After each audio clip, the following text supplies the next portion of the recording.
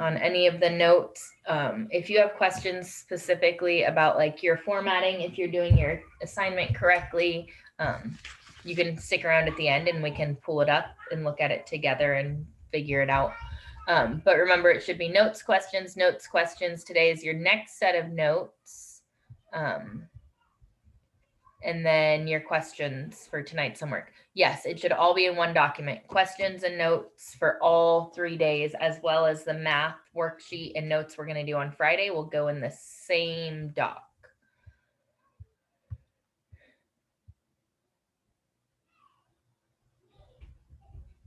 It's chapter 3, right? Section 3 in chapter 1. Bet.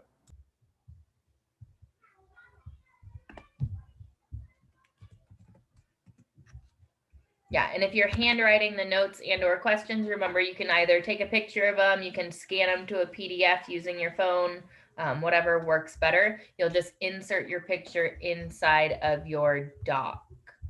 So with that being said, open your whatever Google Doc or wherever you're taking notes, and we can kind of jump in.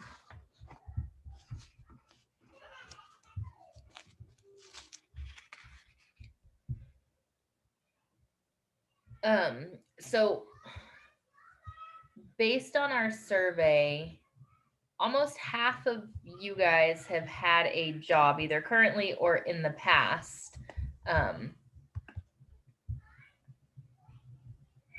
Does anybody want to share their experience with applying for jobs and or the interview process? There was this one time I was looking for a job because I used to work at Six Flags, but it closed, so I had to get a new one. So they're doing like open interviews at Safeway. So I went to like 3 different Safeways and just did like the little interview on the spot, and then one ended up hiring me. That's awesome. Yeah, so some places have open interviews where it's just drop in during a certain time. Yeah, but there was a big old line, but I still got hired, so it was good. I'm sure there's long lines right now with so many people being unemployed. That is good that you got the job. Anyone else want to share their interview and or experiences applying to jobs? No? All right. Oh yeah, go ahead. Thank you. I applied online at Rubio's and then I got hired like a couple weeks later. But it's just like online applications, like especially with entry level jobs, like you just get them right away. Yeah. For those of you that have applied, were there jobs that you just never heard back from?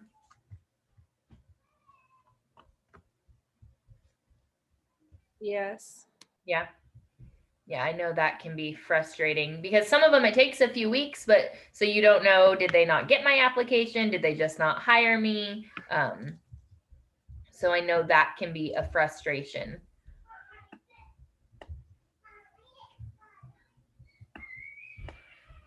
Okay. Next question, and I'm holding my daughter, so it's hard to type. Why do employers care about what's on their employees' social media pages? So if someone was going to hire you, chances are they're going to go look at your social media. Why do they care? Why do they do that? Because it represents their company. Yeah, you represent their company. In some entry-level jobs, maybe they don't care as much, but definitely when you're looking for your career, expect them to look at your social media. If you want a job, do you guys know where to go look for job openings? On a website or something. Okay, so what website? Just for the company specifically? I don't know. Don't know. There's listings for like on Craigslist for like local jobs and stuff like that. So Craigslist, a couple people have typed Indeed, which is a great website, and it has grown a ton. Wait, so what are the questions? Is there gonna be like a page for that, or? These are not homework questions. They're just kind of to get us discussing things on where we're going for today. Oh, is it the finance worksheet things? Are those the questions? No, questions I'm just saying out loud. Okay. Wait, do we have to like write the answers to those or? Nope. Hmm. Nope. Just part. If you have an answer, you are free to share it. And if not, you're hopefully just listening and absorbing the information. Wait, Sophia, are you talking about the ones we're supposed to have in our notebook? Because those are in the textbook. Oh, those are in the textbook? Yeah.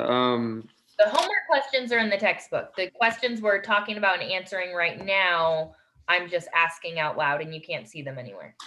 Oh, Yeah, okay. page 18 and page 9. Oh, okay. So we have to have the notes and then we just discuss it and then we just do the 1 to 19. Oh, I see. Yes, Yeah. Oh, okay, thank you so much. you're welcome. Next kind of discussion question. What are some things you can do at an interview to make a good impression? Have an enthusiastic personality. Okay, enthusiastic personality. Don't dress in ugly clothes. Don't dress in ugly clothes. Define ugly. Like, you don't go to an interview wearing jeans and short sleeves. Yeah, so you don't want to, you want to wear more professional clothes, not necessarily ugly. I don't think jeans are ugly, but yes, I know what you mean. Be respectful, be early. Anything else you can do to make a good impression? Smile and be polite and outgoing. Polite and outgoing, talk in a formal way. All right. Yes, use eye contact when speaking.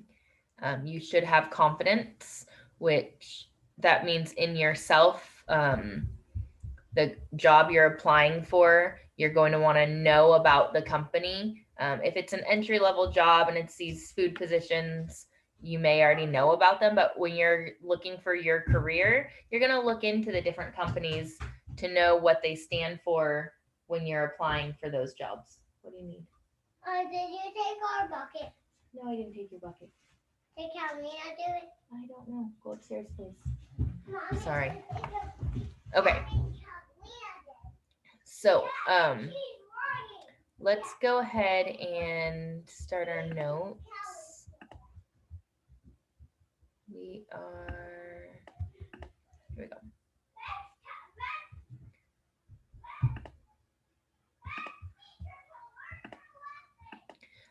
So this section is post-secondary job application skills and tools.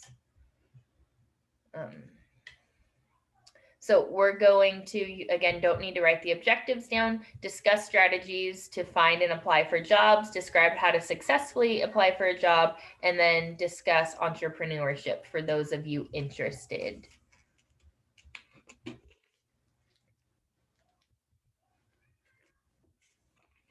All right, so how can you find a job? So there's a handful of ways here listed in your book. The first one is networking. So building relationships and exchanging info with those who can improve your career prospects. Again, think long-term career, not necessarily entry-level jobs, which this works for that as well. Some people say it's not about what you know, but who you know. So your network. If you know somebody at a company, you may be able to get in easier. A contact is a person you know. And your social network is a group of friends and acquaintances who keep in contact and share information. You can use the example as the website LinkedIn. That is a professional social networking site. Different from your typical Instagram and Facebook and Snapchat and whatever other ones there are. It's professional. You have your resume on there and your professional networks.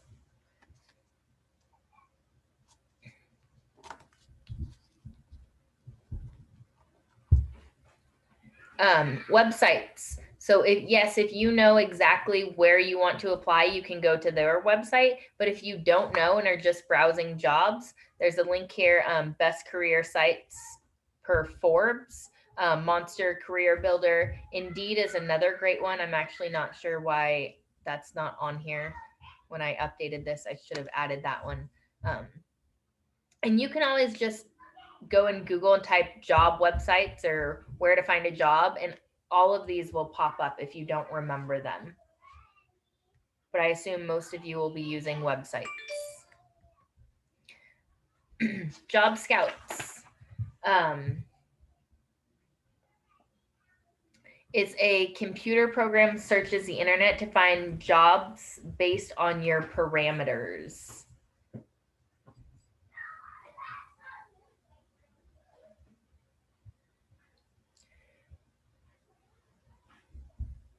So Job Scout, Virtual Job Scout, those are some examples, but basically it searches for you. You put in what you're looking for and it will search for jobs for you. But some of those other websites have that. You can say, I want a job in this area doing this, and it'll show you the jobs on that website.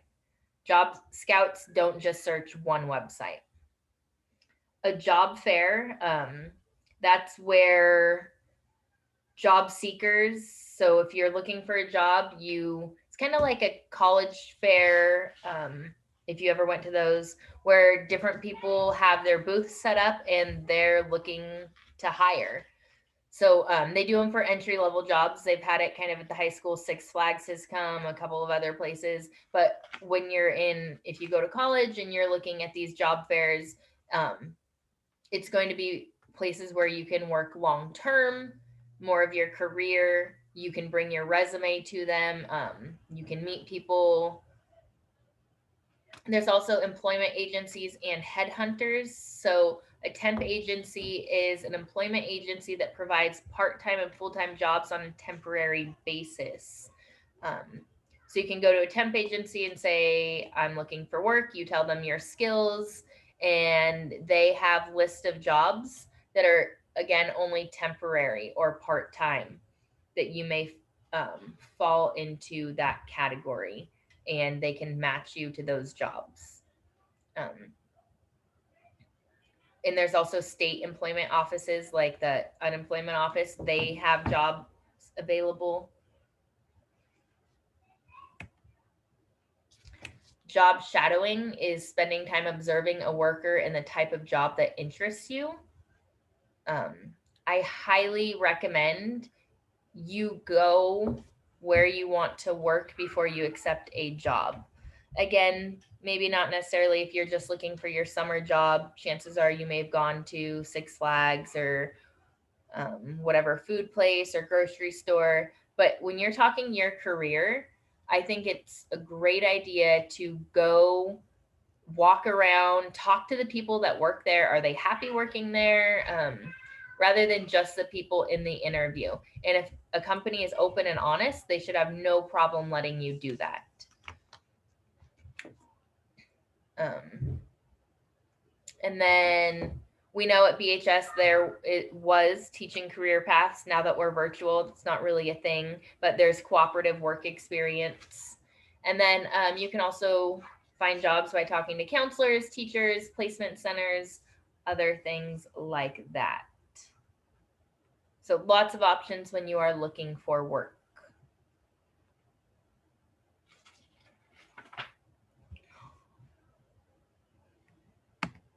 All right, so how do you actually get a job? So chances are you're going to have to fill out a job application, which is a form that asks basic questions about the applicant's background, such as work history, education, skills, and references. Chances are, even if you're knowing somebody there and they can help get you a job, you're probably still going to have to fill out the application.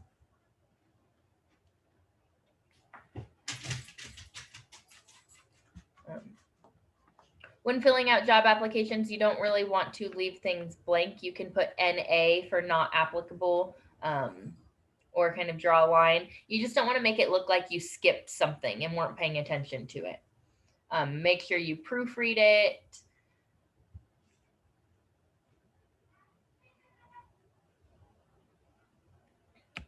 Here is a copy of a job application.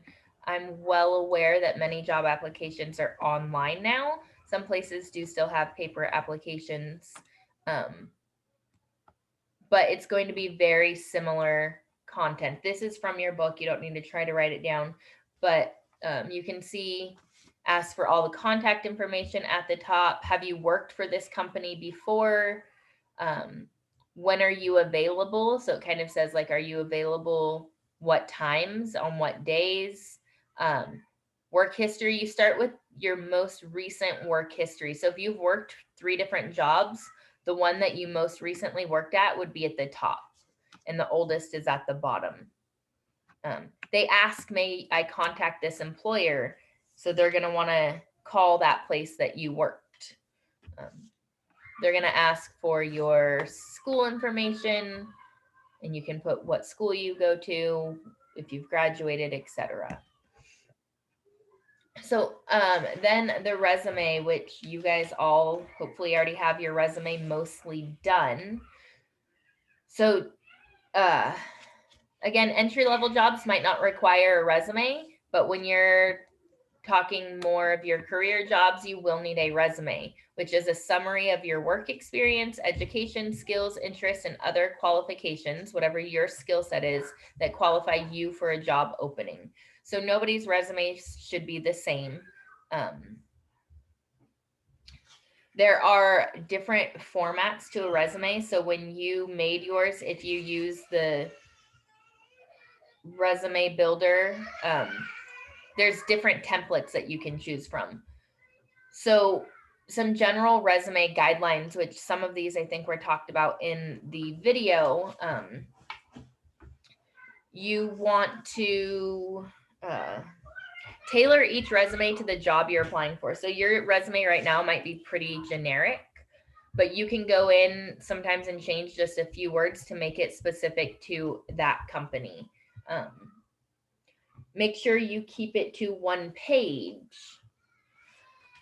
You want it to be scannable. I forget what the statistic is, but it's something like the average resume gets looked at, I think, for like 15 seconds. It's under a minute. I should check on that to see, and that's all they look at your resume for, to let you know if you're going to be kind of considered further or not. If you're considered further, yes, they will look at them further. But you want to make it look presentable. You don't want excess white space. Same thing like the job application, your most recent experience should be first. Your different sections need to stand out. Again, that's part of being scannable. References, some people feel differently on whether or not you should include references on your resume. I always have, you don't have to. You do want your contact information, your career objective, your education, any experience. So if you don't have experience, you're not going to write no work experience. You just wouldn't have that section. You don't leave a section blank. And whatever is most applicable to that job should be on there.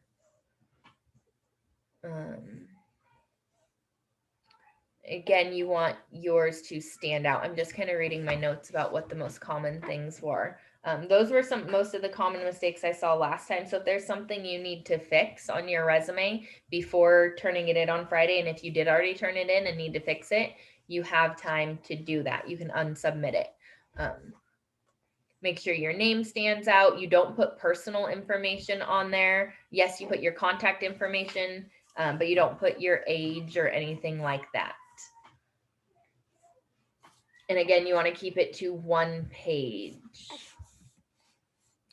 This is an example resume for Anissa Newkirk. You can see her career objective. Some resumes, people will list skills kind of as their own section. Resumes are really tailored to however you want. If you search resumes online, you're going to find a ton of different ones. So there's no right or wrong way. There's things you shouldn't do, but there are lots of ways to do it correctly. You can see this one says references provided on request. Then there's a cover letter. A lot of jobs will require you to have a cover letter that goes with your resume. It's introducing the applicant to a prospective employer or employee. So you introduce yourself to the employer. It will typically have 3 paragraphs. The first is kind of saying who you are. Then the second paragraph is kind of pointing out why you're qualified and why you'd be a good fit for that job. And the third paragraph is thanking them for their time and giving your contact information. I look forward to hearing from you those kind of statements. The job interview is a face-to-face meeting with a potential employer to discuss a job opening. And then some jobs have testing and certification requirements. But as we were talking about at the beginning, you guys said most of them for your job interview.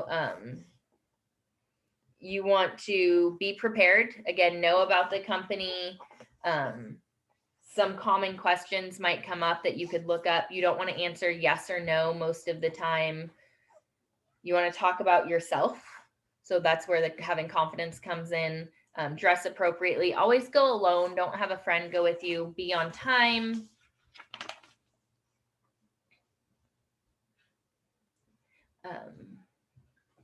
And then some of those other things you guys said were being enthusiastic. This is an example cover letter, which you may be writing one in the near future. So again, formal letter, dear Mr. Phillips, in response to the opening posted, please consider me for the summer tour guide position at your downtown location. As you can see from my resume, I've done this. Kind of, it's references the posting. The posting indicates you need someone to work on weekends. I'm available. And then the last one, I'm available now and like to begin work. Reach me here. After 2, I look forward to hearing from you. The follow-up. So typically after an interview, you want to, so the follow-up is contact with a prospective employer after the interview, but before hiring. So if you've had an interview, the follow-up would be possibly an email, thank you for your time and considering me for this position. I really look forward to hearing back from you. So again, it's after the interview, but before you've been given a job.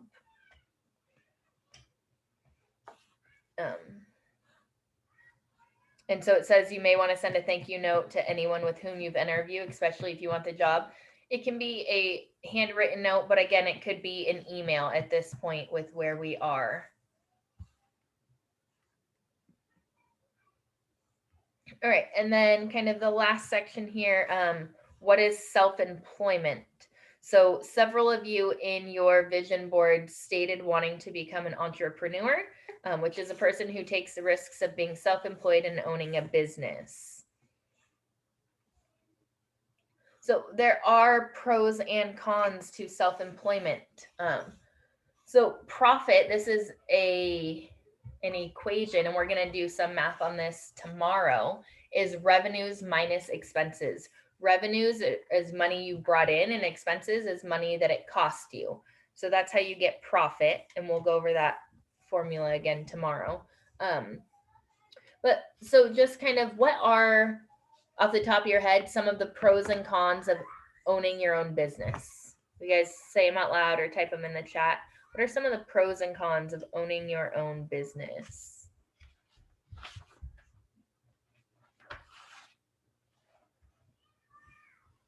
Anyone? You could lose a lot of money if you don't plan well. Yep. So not a guaranteed success, and you could lose money. A pro would be you're your own boss. And on the flip side of that, yes, if you're successful, you can make a lot of money.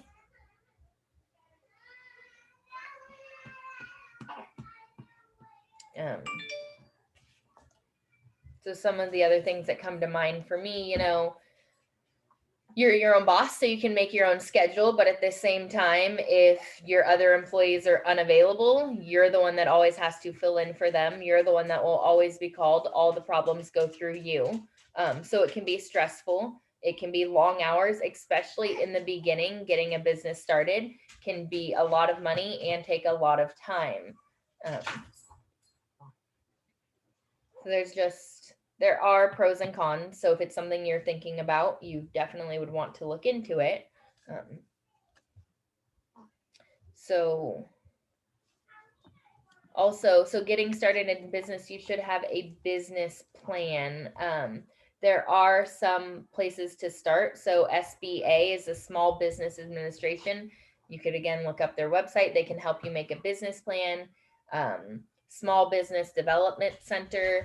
So you have options. So you could just Google, starting a small business, and some of these things will pop up. You don't need to memorize where they are, especially if they're not something that interests you. But you want to start putting it in writing. So you'd want to start kind of writing down your thoughts and making a plan. And then lastly, some things to consider if you are considering entrepreneurship. So are you self-motivated? Do you like people? Are you a leader? Do you take responsibility? Do you work hard? Do you make decisions quickly and easily? Are you trustworthy? Are you persistent? Do you keep good records? So these are going to be some of the qualities that you're going to want to have to be an entrepreneur and be successful. Does that mean you have to have all of these to be successful? No, I'm not saying that. You can hire someone to keep your records. But again, at the beginning, maybe you can't afford to hire people. Maybe you don't like people that much, but you deal with it because that's what you want to do to be successful. So there are these qualities that you want to hopefully have a majority of these. If that is the route you are considering. You have to be self-motivated. No one else is going to do it for you. It's your business. You have to be responsible. If something doesn't go well, and maybe it was someone that worked for you, you overall take the responsibility for it. So you have to be a leader. Some things might come up where you need to make decisions quickly and easily. And then persistent, you're going to have to follow up. Everything might not go the way as planned, and you have to be persistent to follow up with that. All right, so that is the end of our slideshow for chapter 1. So that's all of our notes for chapter 1. I believe your homework tonight is 1 through 18, and it is on page 33 in your book. So that should come right underneath where today's notes ended. If you have questions, I'm happy to stick around, but otherwise you guys are free to go. And I will see you tomorrow at 1 o'clock. Have a nice